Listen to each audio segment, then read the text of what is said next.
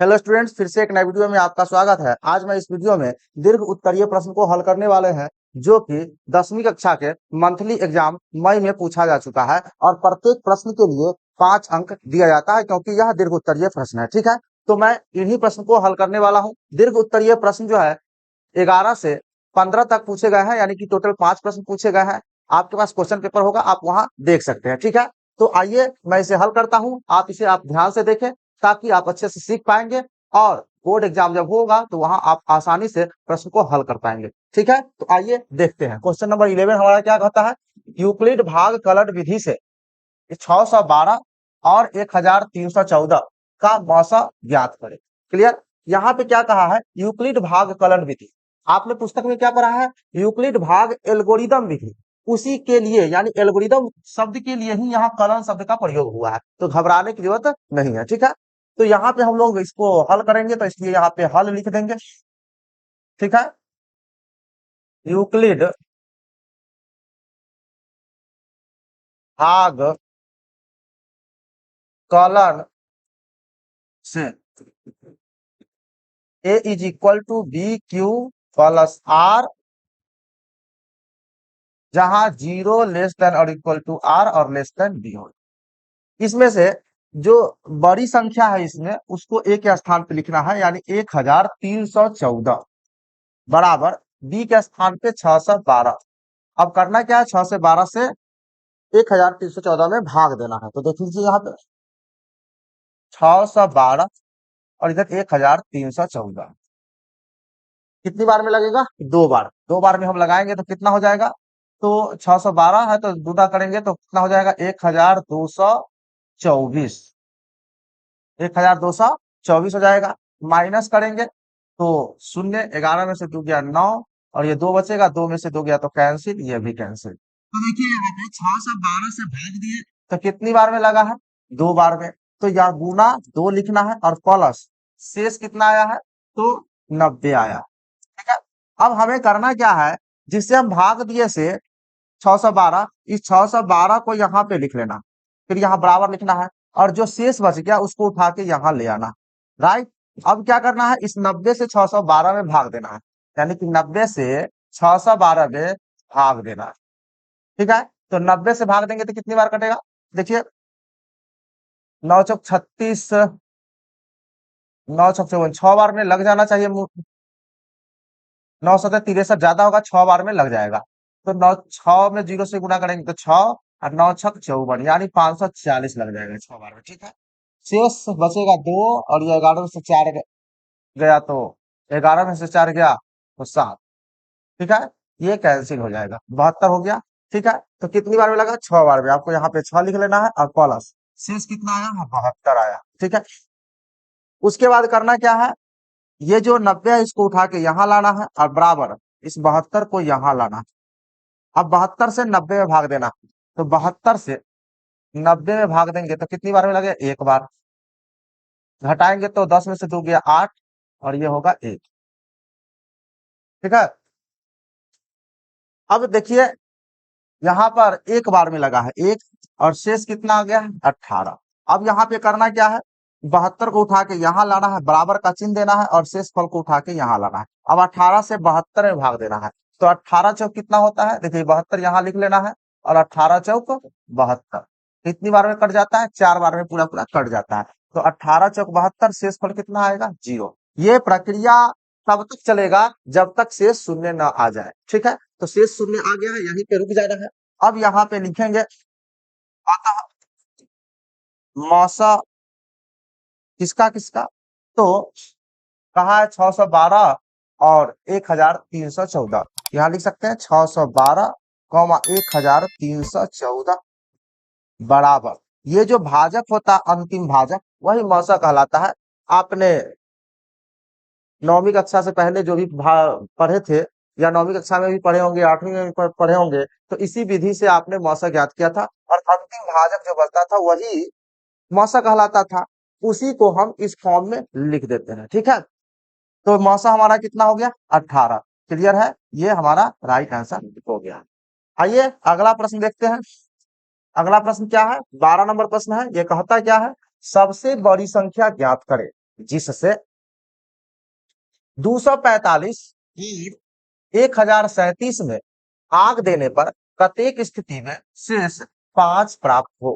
कहता है कि आपको ऐसी संख्या प्राप्त करना है जिससे जो संख्या प्राप्त होगा उस संख्या से अगर 245 और 1037 में अगर आप भाग दे तो हर एक स्थिति में शेष कितना बचना चाहिए? 5 बचना चाहिए। क्या कहा? बड़ी से बड़ी संख्या ज्ञात करें। तो जब भी आपको इस प्रकार का प्रश्न दिखे और बड़ी से बड़ी संख्या ज्ञात करने के लिए कहे तो दी गई संख्याओं का मौसा आपको ज्ञात कर लेना है। राइट, तो यहाँ पे जो संख्या दिया गया है 245 और 1037, इसका आपको मौसा ज्ञात कर लेना। ठीक है, तो मौसा ज्ञात कर लेना है इसका। तो इसके लिए पहले मौसा ज्ञात कर लेते हैं। यहाँ पे देखिए, यहाँ पे रफ कर यहाँ कर लेते हैं। यहाँ पे 245 है और यहाँ 1037। ठीक है, यहाँ पे कितनी बार में लगेगा? तो 4 बार में लग जाना चाहिए। देखता हूँ 4 से। 4 पंचे 20 के 0 हासिल 2, 4 चौका 16 2 18 के 8 हासिल 1, 4 दूना 8 1 9, 980। ठीक है, 5 बार में ज्यादा हो जाता तो इसलिए 4 बार में मैंने लगाया। देखिए 4 पंचे 20 के 0 हासिल 2, 4 चौका 16 2 18 के 8 हासिल 1, 4 दूना 8 1 9। ठीक है, अब घटा देंगे इसको तो 7 हो जाएगा और 13 में से 8 गया तो 5 और ये 9 9 कैंसिल हो गया, ये 57 हो गया है। अब क्या करना है? 245 यहाँ पे लिख लेना है। ठीक, इसे कितना बार लगेगा? 4 बार में मेरे ख्याल से लग जाना चाहिए। देखता हूं यहाँ पे 4 7 28 के 8 हासिल 2 और 4 पंचे 20 और 2 22, 228, यानी 4 बार में यहाँ भी लगेगा हमारा। तो यहाँ पे हो जाएगा 228, माइनस करेंगे तो 15 से 8 गया 7 और ये 1 बचेगा, ये कैंसिल हो जाएगा। अब ये 17 हो गया। अब यहाँ पे ये उठ के कितना आएगा? ये 57 आ जाएगा। तो 17 तिया 51 हो जाएगा। माइनस करेंगे तो कितना बचेगा? 6 बचेगा। ऊपर से ये 17 यहाँ आ जाएगा तो 6 से कितनी बार में लगेगा? तो 6 दूना 12 होगा। शेष कितना बचेगा? तो 5 बचेगा। इसको घेरेंगे, 6 उठा के यहाँ लाएंगे, कितनी बार में लगेगा? 1 बार में, तो 5 होगा। यहाँ पर शेष 1 बचेगा। ठीक है, और इसको थोड़ा सा मैं इधर कर लेता हूँ। ठीक है, और फिर इसको घेरेंगे तो 5 यहाँ पे आएगा। 5 1 से भाग देंगे 5 में तो पूरे पूरे 5 बार में कट जाएगा। ठीक है, तो मौसा जो निकल के आया वो कितना आ गया? 1 आया। मौसा कितना आ गया? 1। आप या तो आप इसे ऐसे हल कर ले, ठीक है, या फिर इसे पहले सवाल में जो मैंने बताया उसी प्रक्रिया से हल कर ले। तो आप ऐसे भी लिख सकते हैं, कोई दिक्कत नहीं। ठीक है, तो मैं इसे जल्दी से लिख लेता हूँ मौसा, या फिर आपने यहाँ पे देख लिया है तो यहाँ पे हम लोग लिख सकते हैं हल में। क्या लिख सकते हैं? हल में लिख सकते हैं 245 और 1037 का मौसा कितना निकल के आया है? 1 आया। 1 आ गया। अब हमें करना क्या है कि अभिष्ट संख्या कहता कि जो ऐसी संख्या प्राप्त करना है जिससे 245 और 1037 में भाग दे तो प्रत्येक स्थिति में कितना शेष बचे? तो 5 शेष बचे। तो वो जो अभिष्ट संख्या आएगा, अभिष्ट संख्या, वो हमारा निकलेगा कैसे? तो देखिए, ये जो मौसा आया है, इस मौसा में ये जो शेष जो प्राप्त हो रहा होने के लिए कह रहा उसको आपको जोड़ देना। तो कितना आएगा? 6। यानी कि वह अभिष्ट संख्या जो होगा वो 6 होगा और इस 6 से आप 245 और 1037 में भाग देंगे तो प्रत्येक स्थिति में आपको शेष कितना मिलेगा? 5 शेष मिलेगा। तो आपका जो राइट आंसर हो गया वो कितना हो गया? 6। क्लियर है? आपको करना क्या, ये जो मौसम मैंने याद किया इसको आपको लिखना है यहाँ पे और उसके नीचे ये आपको लिखना है।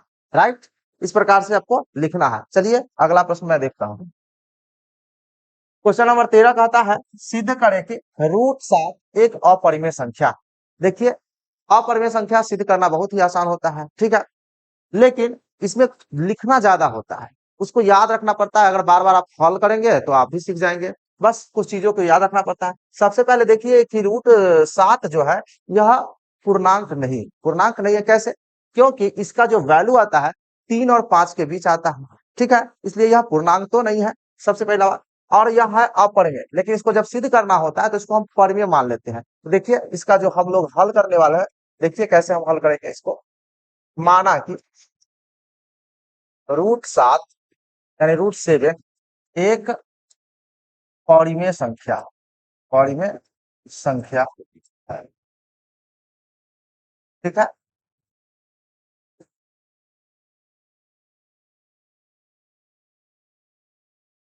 माना कि √7 एक परिमेय संख्या है। जब इसको मैंने परिमेय मान लिया है तो हम लोग लिख सकते हैं √7 इज इक्वल टू P/Q, जहां P और Q एक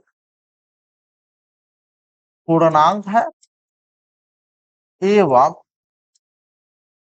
Q is not equal to 0, Q is not equal to 0, जहां P और Q एक पूर्णांक है एवं Q is not equal to 0 एवं P और Q में कोई उभयनिष्ठ गुणनखंड नहीं है, उभयनिष्ठ गुणनखंड नहीं है। मतलब P और Q ऐसी पूर्णांक है जिसमें दोनों में कोई उभयनिष्ठ गुणनखंड नहीं है, अर्थात दोनों के दोनों क्या है, अभाज्य संख्या, ठीक है। अब करना क्या है, दोनों तरफ तरफ वर्ग करने पर, दोनों तरफ वर्ग करने पर, जब दोनों तरफ हम वर्ग करेंगे तो कितना क्या होगा, √7 का स्क्वायर करेंगे, इधर P/Q का स्क्वायर करेंगे। स्क्वायर करने के बाद ये 7 हो जाएगा, कितना हो जाएगा, स्क्वायर से रूट कट जाएगा तो 7, और इधर P/Q स्क्वायर, ठीक है। फिर मैं इसे थोड़ा सा सॉल्व करता हूं तो क्या मैं इसे लिख सकता हूं, 7Q is equal to P² क्योंकि यहाँ Q स्क्वायर था, एक Q मैंने यहाँ लिखा तो यहाँ पर एक ही Q बचेगा। अब हमें करना क्या है, देखिए यहाँ पे लिखना है, चूंकि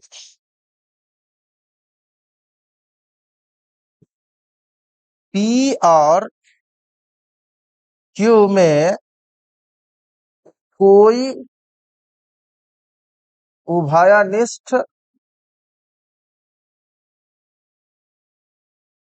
गुणनखंड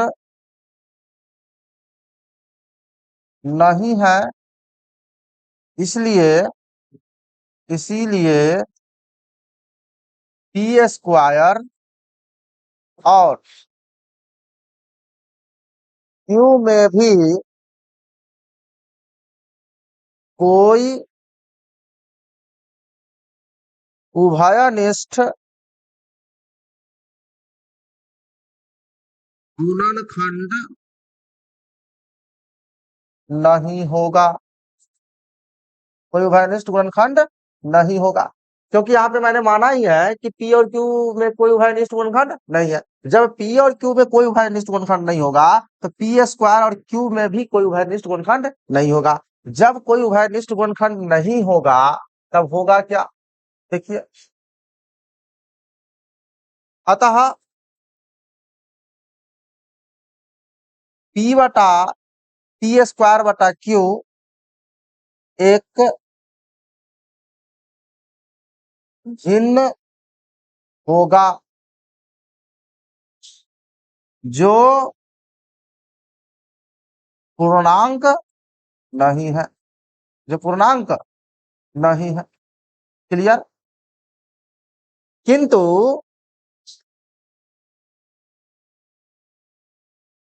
P² एक भिन्न होगा जो पूर्णांक नहीं है, किंतु 7Q एक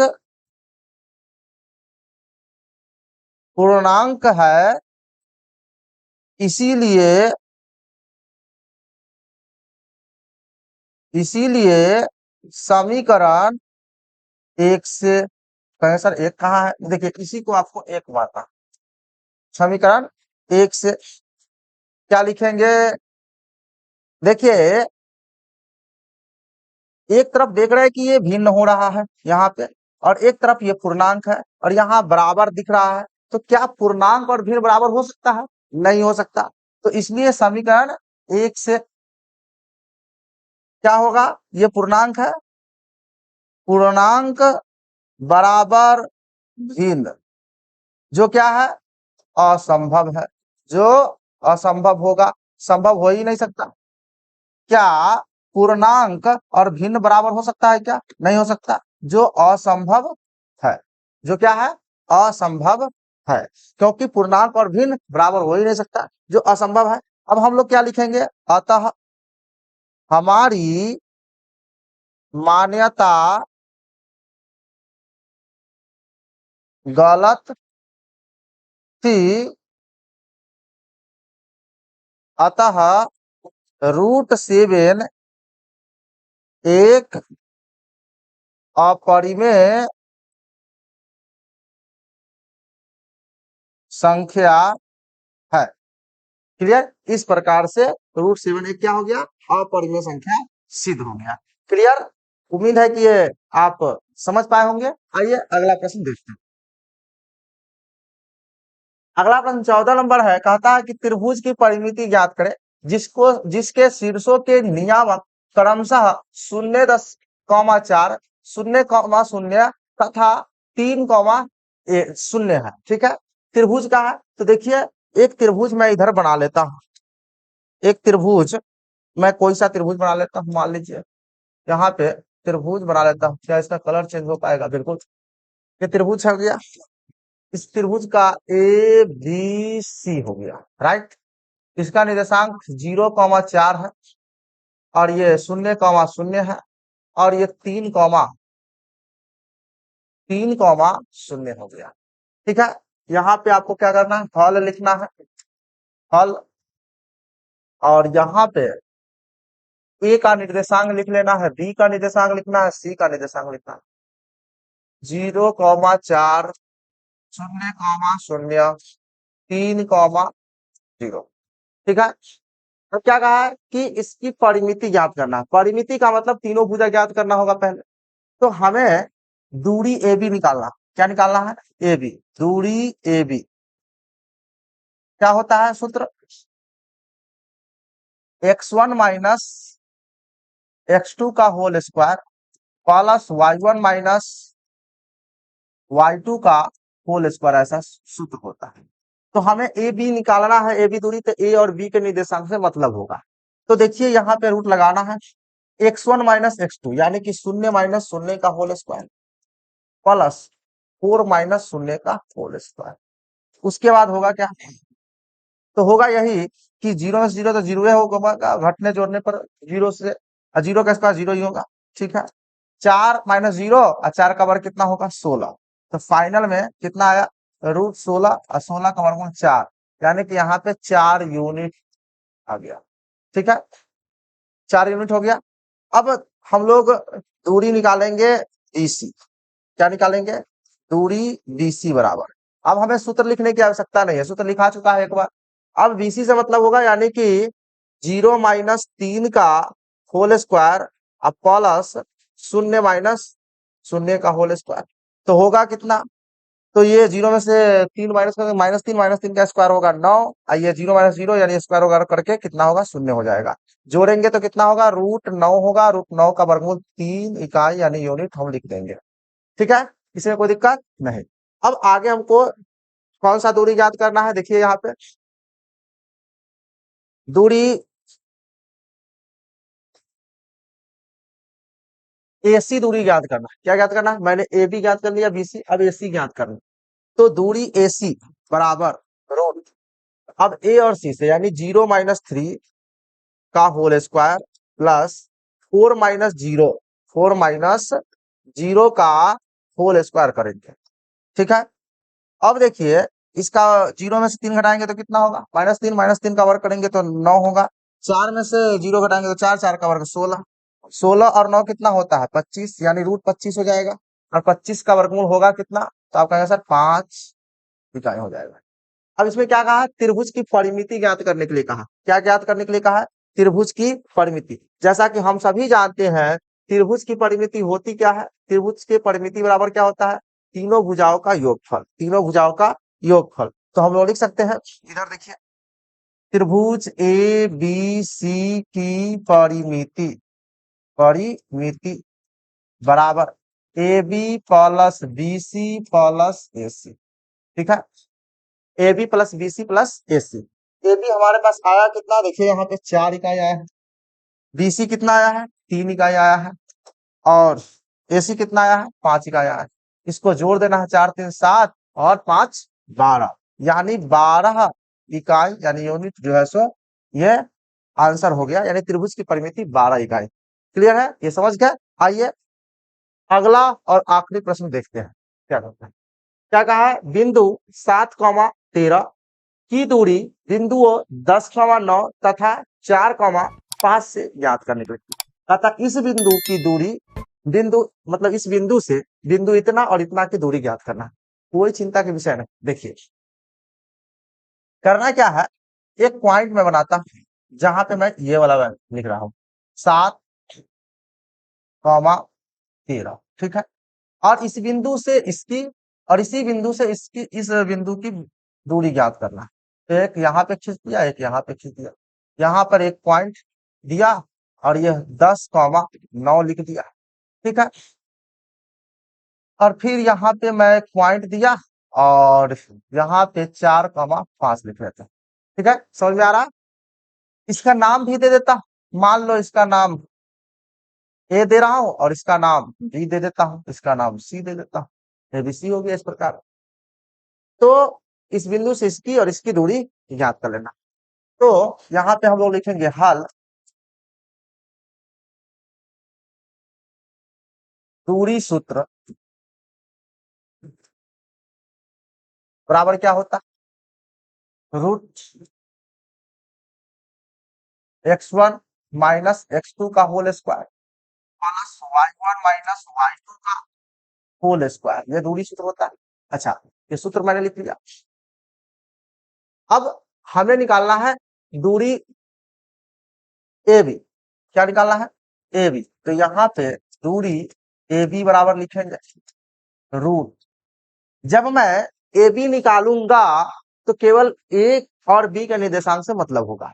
इसमें हमारा ये x1 और ये y1, ये x2 और ये y2 कहलाएगा। ठीक है, तो x1 माइनस x2 यानी 7 माइनस 10, 7 माइनस 10 का whole square plus 13 minus 9, 13 minus 9 का होल स्क्वायर।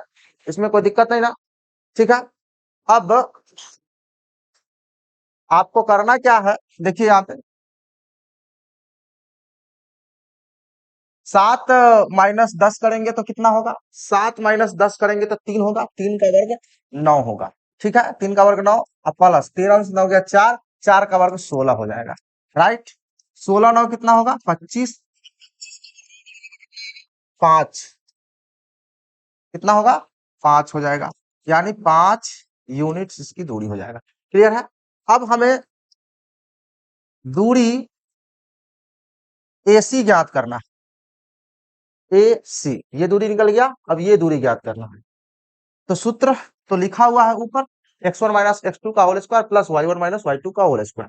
अब x1 ये y1 ये x2 ये y2 होगा। तो x1 माइनस x2 मतलब 7 माइनस 4, 7 माइनस 4 का होल स्क्वायर प्लस 13 माइनस 5 यानी y1 माइनस y2 है ना, तो y1 ये y2 ये हो गया।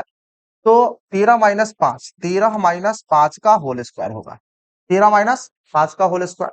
अब देखिए यहाँ पे 7 में से 4 घटेगा तो 3, 3 का वर्ग कितना होगा 9 होगा। 13 में से 5 गया तो 8, 8 का वर्ग 64 हो जाएगा। ध्यान समझना, 13 से 5 गया 8, 8 का वर्ग 64 और इसको जोड़ेंगे तो 9 4 कितना होगा 13, 9 4 13 और यहाँ पे 6 1 7 तो रूट 73 इकाई हो जाएगा। कितना इकाई होगा, रूट 73 इकाई हो जाएगा। क्लियर है, इसमें कोई दिक्कत नहीं। तो इस वीडियो में मैंने जो भी प्रश्न आपको बताया वो समझ में आया होगा, तो इस वीडियो को लाइक और अपने दोस्तों के साथ शेयर कर दीजिए। मिलते हैं नेक्स्ट वीडियो में, तब तक के लिए धन्यवाद।